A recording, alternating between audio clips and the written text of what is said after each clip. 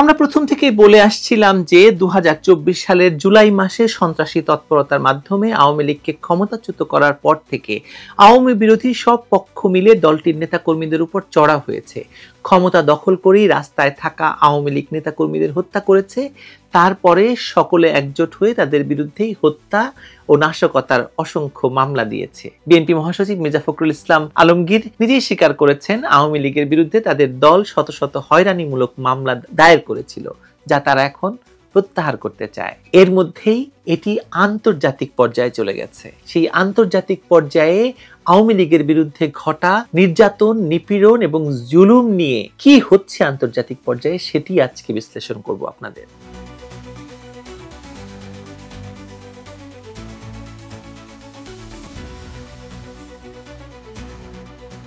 2024-এর পরে যা ঘটেছে তা তো ভয়াবহ। নতুন সরকার ক্ষমতায় এসে অপারেশন ডেভিল হান্ট নামে সারা দেশে অভিযানের নামে আওয়ামী লীগ নেতাকর্মীদের উপর দমন পীড়ন চালিয়েছে। গ্রেপ্তার হয়েছে লাখ লাখ মানুষ, আর মানবাধিকার সংস্থাগুলোর হিসেবে জেলে অন্তত 100 জন মারা গেছেন। জেলে এবং হেফাজতে নির্যাতনের এমন ঘটনার পরও সরকার নিশ্চুপ। যৌথ বাহিনীর হাতে আটক কুমিল্লার তৌহিদুল ইসলামের মৃত্যু সেই নৃশংসতার এক মর্মান্তিক উদাহরণ। সেনা সদস্যদের হাতে নির্যাতনে তার মৃত্যু দেশ জুড়ে তোলপাড় তুললেও তদন্ত আজও শেষ হয়নি।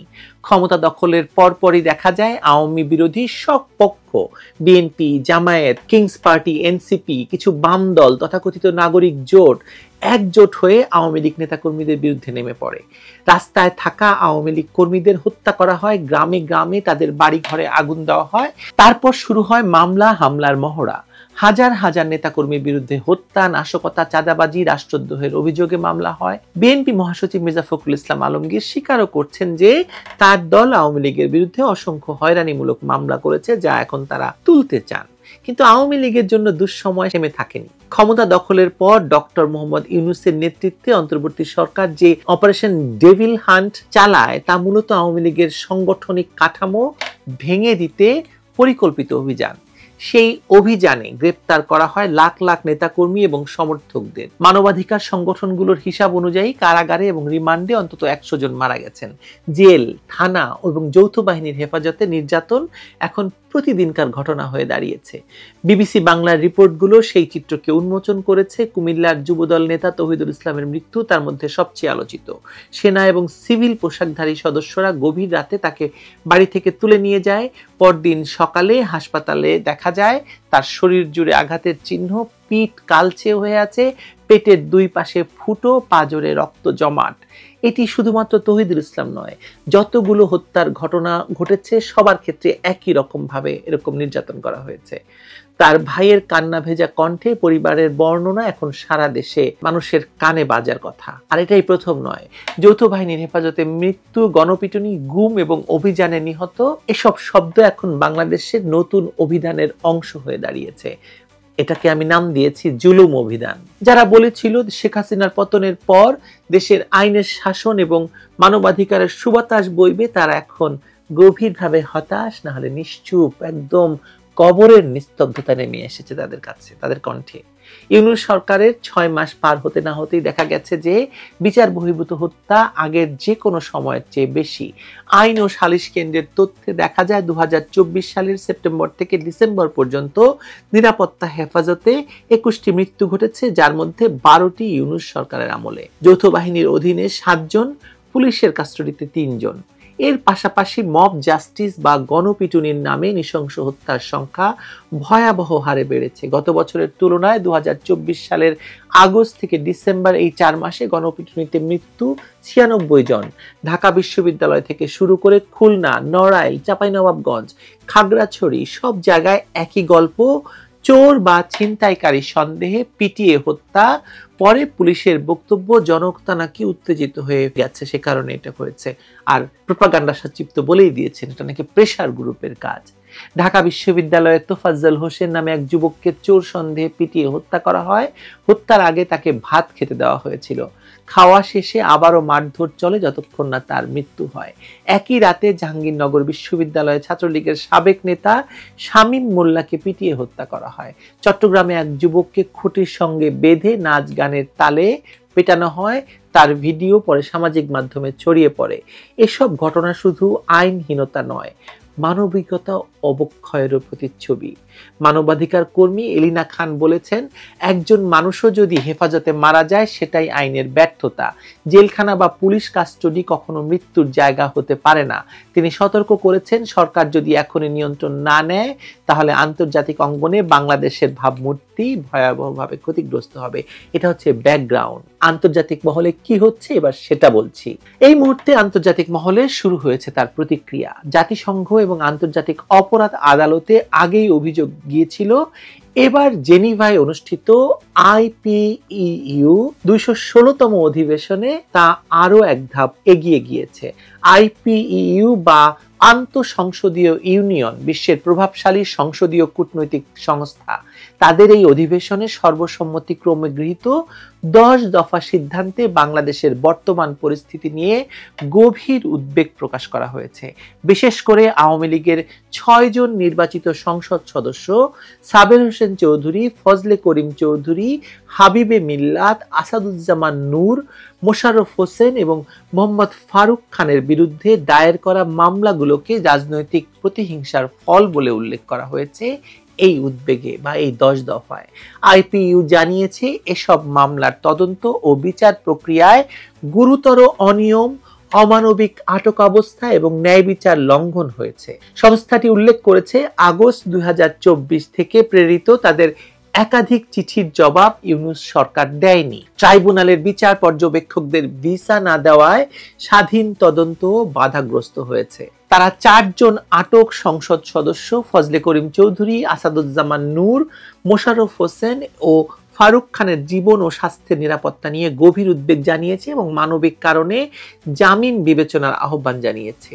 এছাড়া আইপিইউ বাংলাদেশে একটি প্রতিনিধি দল পাঠানোর সিদ্ধান্ত নিয়েছে, যারা কারাবন্দী নেতাদের সঙ্গে সরাসরি সাক্ষাৎ করবে এবং সরকারের সঙ্গে বৈঠক করবে।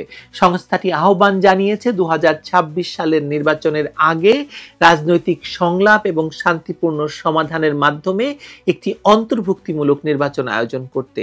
তাদের স্পষ্ট বক্তব্য, গণতন্ত্র মানে প্রতিহিংসা নয়, অংশগ্রহণ।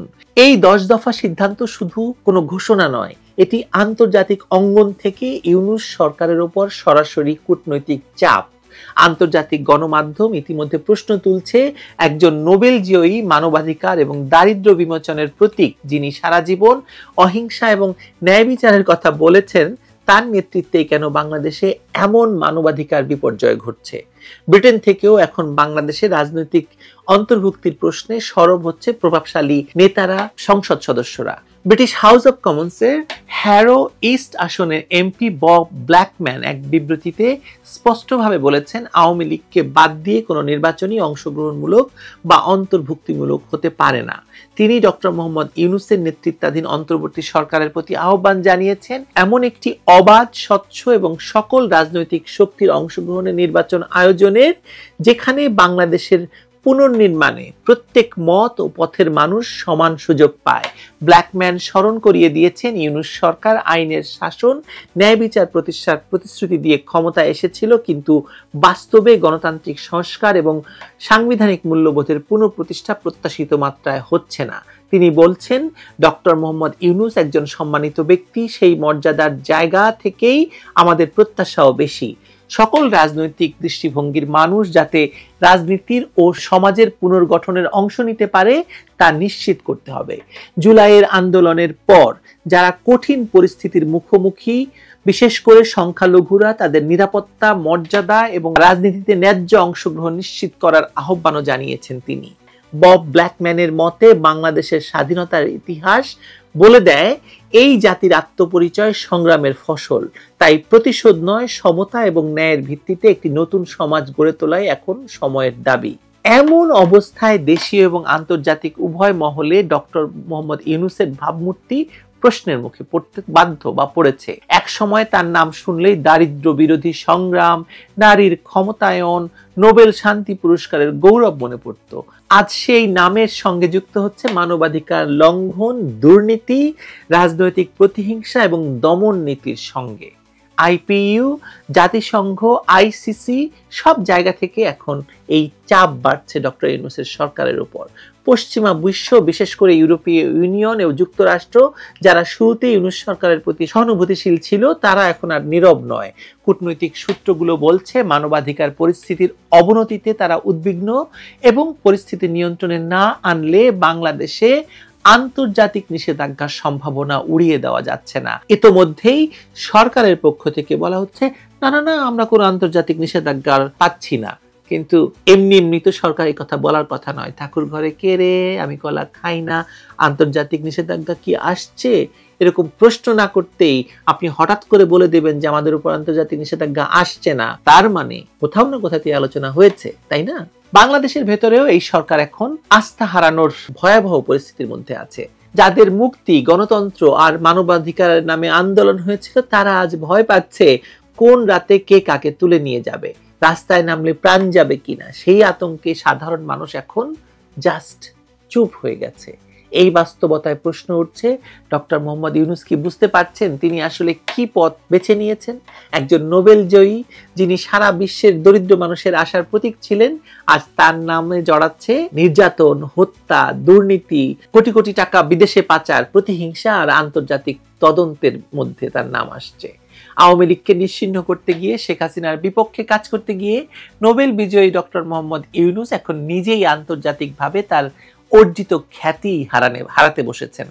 জাতিসংঘ, আইসিসি এবং সর্বশেষ আইপিইউ যেভাবে ইউনূস মহাজনের বিরুদ্ধে মানবাধিকার লঙ্ঘনের অভিযোগ আনছে, যাতে তার ভবিষ্যৎ মানে ক্ষমতা তো তাকে একদিন না একদিন ছাড়তে হবে, তাই না? এবং বিদেশিদের সামনেও তাকে আসতে হবে। তখন তিনি বুঝবেন কি পেয়ে আসলে তিনি কি হারিয়েছেন। তিনি আসলে আর আন্তর্জাতিক অঙ্গনে মুখ দেখানোর অবস্থায় থাকবেন না, এটি নিশ্চিত। ভালো থাকবেন সবাই।